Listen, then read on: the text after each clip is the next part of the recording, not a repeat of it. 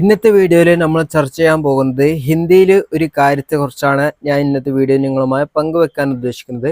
ഇന്നത്തെ വീഡിയോ എനിക്ക് തോന്നുന്നു വളരെ പ്രധാനപ്പെട്ട ഒരു വീഡിയോ ആയിട്ടാണ് ഞാൻ കരുതുന്നത്. അതുപോലെ തന്നെ നിങ്ങൾക്ക് ഒരു വട്ടം ഇത് പഠിച്ചു കഴിഞ്ഞാൽ പിന്നെ ജീവിതകാലം മുഴുവൻ ഉപകാരപ്പെടുന്ന ഒരു വീഡിയോ ആണ്. ഇനി വീണ്ടും വീണ്ടും പഠിക്കേണ്ട ആവശ്യമില്ല, ഒരു വട്ടം ഇത് പഠിച്ചാൽ മതി. ഓക്കെ, അപ്പോൾ ഇന്നത്തെ വീഡിയോയിലേക്ക് നമുക്ക് കിടക്കാം. ഫസ്റ്റ് ആയിട്ട് നമുക്ക് ഈ അക്ഷരങ്ങൾ നമുക്ക് ശ്രദ്ധിക്കാം. സ്, അതുപോലെ തന്നെ റ്, സൃ, ജ് പ്ലസ് ഞ, ത് പ്ലസ് റ്, തൃ. ഈ അക്ഷരങ്ങളിൽ നിങ്ങൾക്ക് കോമൺ ആയിട്ട് ഒരു ചിഹ്നം കാണാൻ പറ്റും. അപ്പം തോന്നുന്നു ഇത് പ്ലസും ഈ സമവും ഇതല്ല.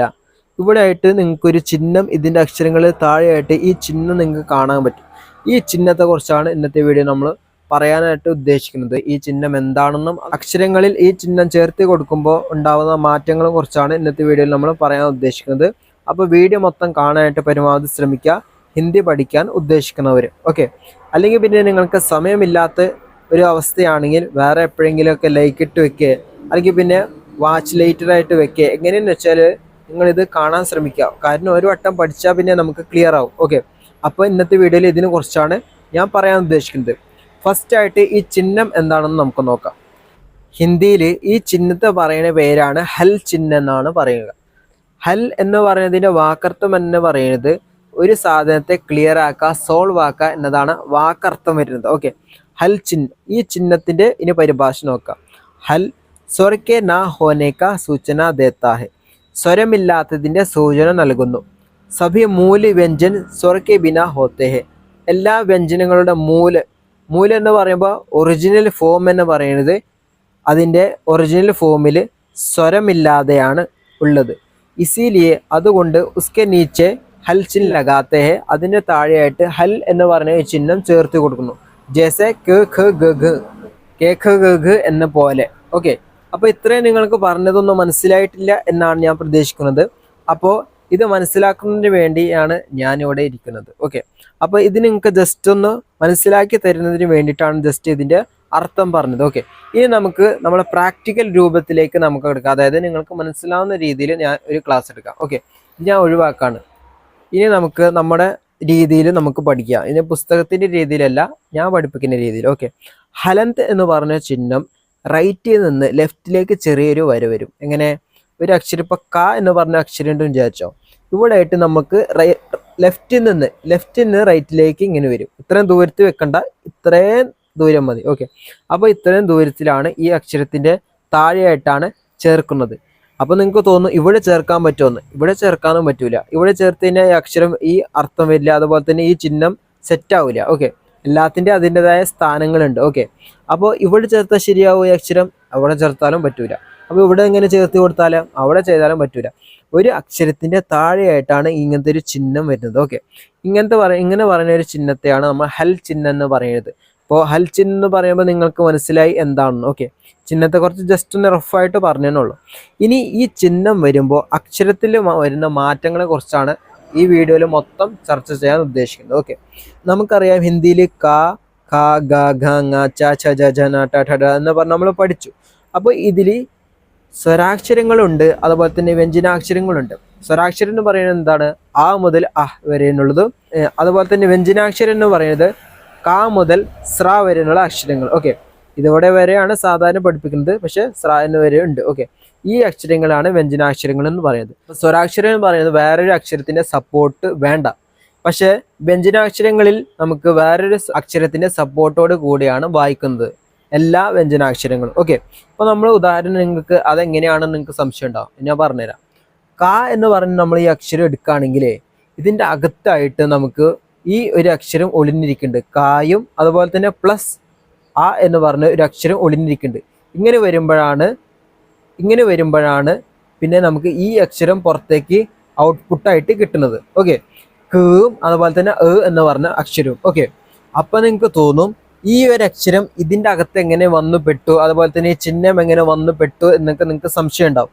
ഈ ചിഹ്നം ഇതിൻ്റെ അകത്തുണ്ട്. നമ്മളിപ്പോൾ ഉദാഹരണം പറഞ്ഞു കഴിഞ്ഞാൽ, സാമ്യമായ ഒരു ഉദാഹരണം പറഞ്ഞു കഴിഞ്ഞാൽ, നമ്മൾ കെമിസ്ട്രിയിലൊക്കെ നമ്മൾ പഠിച്ചിട്ടുണ്ട് H2O എന്ന് പറഞ്ഞ വെള്ളത്തിൻ്റെ ഫോർമുല എന്ന് പറയുന്നത്. വെള്ളത്തിൻ്റെ ഫോർമുല H2O എന്ന് പറയുന്നുണ്ട്, പക്ഷേ ഇതിൽ ഒന്ന് പറഞ്ഞൊരു ആറ്റം, ഒന്ന് പറഞ്ഞ സംഭവം ഉണ്ട്. പക്ഷെ ഇത് H2O വരുമ്പോൾ ഇതൊന്നാണ്, പിന്നെ ഇവിടെ താഴെ എഴുതണ്ടല്ലോ, ഇത് ഒഴിവാക്കിയാലും കുഴപ്പമില്ല എന്ന രീതിയിലല്ലേ നമ്മൾ പഠിച്ചേക്കുന്നത്. അതുപോലെ തന്നെയാണ് ഇതിൽ ഒരു ക എന്ന് പറഞ്ഞ ഒരു അക്ഷരം വരുന്നുണ്ട്, പക്ഷെ ഇത് നമുക്ക് കാണാൻ പറ്റൂല. ഓക്കെ, അതാണ് ഇതിൽ ഉദ്ദേശിക്കുന്നത്. ഞാൻ ജസ്റ്റ് റഫായിട്ട് പറഞ്ഞു, ഇത് ചേർച്ചൊന്നും അത്രയും വന്നില്ല, എന്നാലും നോക്കാം. അപ്പോൾ ഈ ക എന്ന് പറഞ്ഞ അക്ഷരമില്ലേ, ഇതിന്റെ ഈ ഇങ്ങനത്തെ അക്ഷരവും പിന്നെ പ്ലസ് ആ എന്ന് പറഞ്ഞ അക്ഷരവും ചേർന്നിട്ടാണ് ഈ ക എന്ന് പറഞ്ഞ അക്ഷരം പുറത്തേക്ക് വന്നത്. അപ്പോൾ ഈ ആയ്ക്ക് ചിഹ്നം ഇല്ലാത്തതുകൊണ്ടാണ്. മറ്റേ ആ ഇങ്ങനത്തെ ഒരു ആ വന്നിട്ടുണ്ടെങ്കിൽ അപ്പൊ നമുക്ക് ഇങ്ങനെയാണ് വായിക്കാൻ പറ്റുക, ഇങ്ങനെയാണ് വായിക്കുക. ഇതിന് ചിഹ്നം ഇല്ലല്ലോ, അപ്പൊ ആ ചിഹ്നം ഇല്ലാത്ത അവസ്ഥയിലാണ് ഇതിൻ്റെ ഒപ്പം കൂടിയിട്ടുള്ളത്. ഓക്കെ, അപ്പോൾ ഈ അക്ഷരത്തിന്റെ ഉള്ളിൽ ഒരു കേവും അതുപോലെ തന്നെ ഒരു എന്ന് പറഞ്ഞ ആ എന്ന് പറഞ്ഞ ഉച്ചാരണം ഇതിൽ വരുന്നുണ്ട്. അപ്പൊ നിങ്ങൾക്ക് ഈ കേലുണ്ടോ? ആ കേലുണ്ട്, ഇത് ഈ അക്ഷരത്തിലും ഉണ്ട്. എങ്ങനെയാണ്?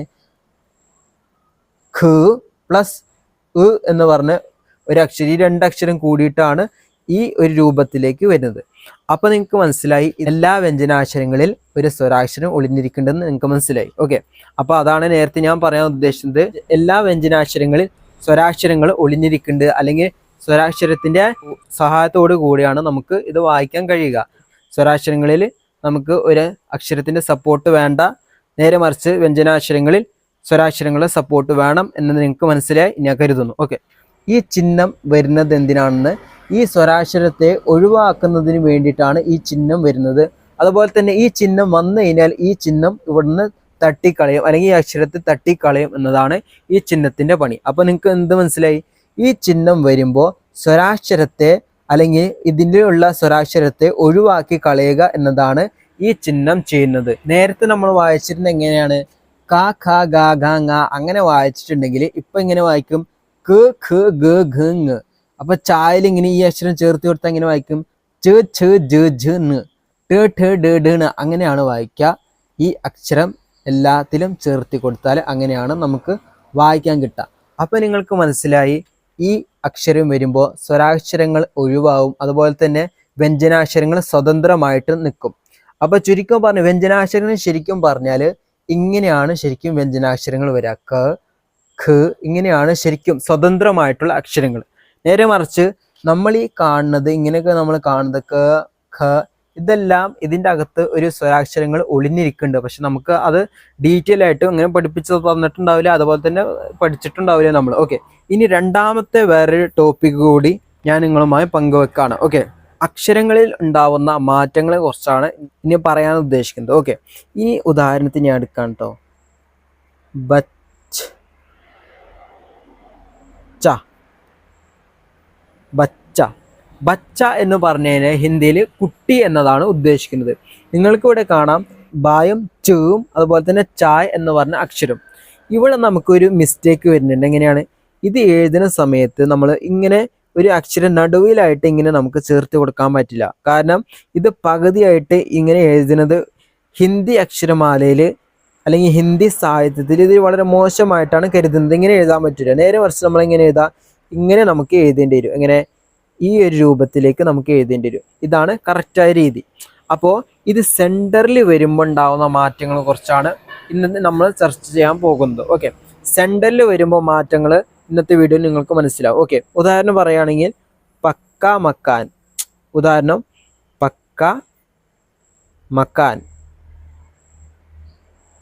മക്കാൻ, പക്ക മക്കാൻ എന്ന് പറയുമ്പോൾ ഇങ്ങനെ ഒരു ചിഹ്നം വരുന്നുണ്ട്. പക്ഷെ നമ്മൾ എഴുതുമ്പോൾ എങ്ങനെയാണ്? ഇങ്ങനെ ഒരിക്കലും എഴുതൂല. കാരണം ഇത് ഒരു മോശമാണ്. കാരണം പക്ക എന്ന് പറയുമ്പോൾ എങ്ങനെ എഴുതാ? പായും കാ പകുതിയും അതുപോലെ തന്നെ കാ എന്നും പകുതിയും ഇങ്ങനെയാണ് നമ്മൾ എഴുതുക. ഓക്കെ, അപ്പോൾ നിങ്ങൾക്ക് മനസ്സിലായി ഈ അക്ഷരം ഇങ്ങനെ മാത്രമല്ല ഒരു പകുതിയാക്കി എഴുതുന്നുണ്ടെന്ന്. എങ്ങനെ നമുക്ക് ഇങ്ങനെ എഴുതാൻ പറ്റും? എങ്ങനെ? ത ഥ ദ ധ ന പ ഫ ബ ഭ മ ഇങ്ങനെ എഴുതാൻ പറ്റും. അതുപോലെ തന്നെ അതേസമയം നമുക്ക് എങ്ങനെ എഴുതാൻ പറ്റും? നമുക്ക് ഈ അക്ഷരത്തിന് ചെറുതാക്കി മുറിച്ചിട്ട് ഇങ്ങനെ പകുതി ഇങ്ങനെ എഴുതാൻ പറ്റും, ഇങ്ങനെ. അതുപോലെ തന്നെ ഖ ഒക്കെ ആണെങ്കിൽ ഇങ്ങനെ എഴുതാൻ പറ്റും പകുതി. ഗ ഒക്കെ ആണെങ്കിൽ ഇങ്ങനെ പകുതി നമുക്ക് ഇതില്ല, ഇങ്ങനെ പകുതിയാക്കാൻ പറ്റും. അതുപോലെ ഘ ഒക്കെ ആണെങ്കിൽ നമുക്ക് ഇത്രയേ എഴുതാൻ പറ്റും. അതുപോലെ ഇത് അങ്ങനെ തന്നെയാണ്, ഇതിന് പകുതിയാക്കാൻ പറ്റൂല. ഇതങ്ങനെ തന്നെയാണ് അക്ഷരം. ഈ അക്ഷരത്തിന് നമുക്ക് ഒരിക്കലും പകുതിയാക്കാൻ പറ്റില്ല. ച ഒക്കെ എഴുതുമ്പോൾ എങ്ങനെ എഴുതും? ഇങ്ങനെ ച കുറച്ച് എഴുതിയാൽ മതി. അതുപോലെ തന്നെ ചേന് എഴുതുമ്പോൾ ഇത്ര എഴുതുള്ളൂ. അതുപോലെ തന്നെ ജ ഒക്കെ എഴുതുമ്പോൾ ഇത്ര എഴുതുള്ളൂ. അതുപോലെ ജ ഒക്കെ എഴുതുമ്പോൾ ഇത്ര എഴുതും, ഇത്ര ഈ ഭാഗം. ബാക്കി വേറെ അക്ഷരം ന ഒക്കെ എഴുതുമ്പോൾ ഇത്ര എഴുതുള്ളൂ. അതുപോലെ ട എന്ന് പറയുന്ന അക്ഷരം, ഇവിടെ നമ്മൾ ശ്രദ്ധിക്കേണ്ട വേറൊരു പോയിന്റും കൂടിയുണ്ട്. അത് നിങ്ങൾക്ക് ഒന്നുകൂടി ഞാൻ പറഞ്ഞുതരാം. ഓക്കെ, നമ്മൾ അക്ഷരങ്ങളില്ലേ ഈ ക ക ഗ ഗ ഗ അങ്ങനെയൊക്കെ അക്ഷരം എഴുതുന്ന സമയത്ത് നീളത്തിൽ എഴുതുന്ന അക്ഷരങ്ങൾ, അതുപോലെ തന്നെ ഒരു വടിയായിട്ടുള്ള, വടി എന്ന് വെച്ചാൽ ഇതാണ് കേട്ടോ, ഒരു നീളത്തിലൊരു വള്ളിയായിട്ട് അല്ലെങ്കിൽ ഒരു വടിയായിട്ടുള്ള അക്ഷരങ്ങളിൽ നമുക്ക് ഈ വടി ഒഴിവാക്കി കളഞ്ഞാൽ പകുതിയാക്കി കിട്ടും. അതായത് നമ്മൾ ഈ വടിയായിട്ടുള്ള അക്ഷരങ്ങൾ എല്ലാതും നമുക്ക് പകുതിയാക്കാൻ പറ്റും എന്താണ് ഉദ്ദേശിക്കുന്നത്. പകുതിയാക്കാൻ പറ്റും എന്ന് വെച്ചാൽ എന്താ, ഇതിൽ നിന്ന് ഇതെല്ലാം മുറിച്ചിട്ട് ഒഴിവാക്കാൻ പറ്റും, വടി ഒഴിവാക്കാൻ പറ്റും എന്നാണ്. ഈ വടി ഈ വടി അതുപോലെ തന്നെ ഈ വടി. ഇനി വടിയില്ലാത്ത അക്ഷരം ഏതൊക്കെയാണ്, അതാണ് നമ്മൾ സെർച്ച് ചെയ്യാൻ പോകുന്നത്. വടിയില്ലാത്ത അക്ഷരം എന്താ, ഇത് മൊത്തം ഇതെല്ലാം വടിയില്ലാത്ത അക്ഷരങ്ങളാണ്. അതുപോലെ തന്നെ ഇതും വടിയില്ലാത്ത അക്ഷരമാണ്.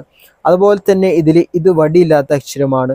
അതുപോലെ തന്നെ ഇതിലുള്ള അക്ഷരങ്ങളിൽ വടി, ഇനി റായിൻ്റെ വേറൊരു നിയമം വേറെ വരുന്നുണ്ട്, അത് നമുക്ക് പിന്നെ ചർച്ച ചെയ്യാം. ഓക്കെ, വടിയില്ലാത്ത അക്ഷരങ്ങൾ ഇതിലൊക്കെ വടിയുണ്ട് കേട്ടോ, ഇതിൽ തെറ്റിദ്ധരിക്കുന്നത് വടിയുണ്ട്. ഈ റായിൻ്റെ കാര്യം നമുക്ക് വേറൊരു വീഡിയോയിൽ ചർച്ച ചെയ്യുന്നുണ്ട്.